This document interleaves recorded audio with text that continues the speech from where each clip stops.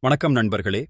இன்று வள்ளல் மீடியாவில் பாரி சாலன் பாட்காஸ்டில் திருமாவளவன் அவர்களின் தமிழ் தேசியம் பற்றிய பேச்சு குறித்து விளக்கமான காணொளி ஒன்றை வெளியிட்டுள்ளனர்.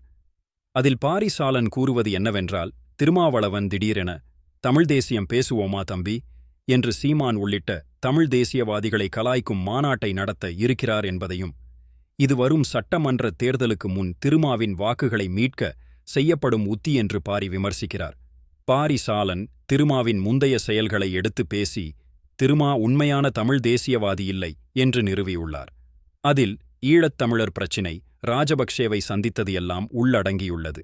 விசிகேவின் பட்டியல் சமூக வாக்குகள், குறிப்பா பறையர் சமூகம் அதிருப்தியில் சரிந்துவிட்டது என்பதையும், டிஎம்கே கூட்டணியில் வேங்கை வயல் தூய்மைப் பணியாளர்களின் போராட்டங்களுக்கு ஆதரவு தராமல் இருந்தது, தலித் அரசியலை தமிழ் தேசியத்துடன் கலந்து சாதி பிளவை மதப்பிளவை உருவாக்க முயற்சி செய்வது எல்லாம் தமிழ்க் குடியை உடைக்கும் உத்தி என்றும், தமிழர்கள் ஒரே இனம் என்ற புரிதலை கெடுக்கிறது என்றும், ராஜபக்சேக்கு கைகொடுத்தல், டிஎம்கேவோடு கூட்டு, இப்போது டிஎம்கேவின் சைடுவிங் போல செயல்படுவதையெல்லாம் பாரிசாலன் தோலுரித்துக் காட்டியுள்ளார்.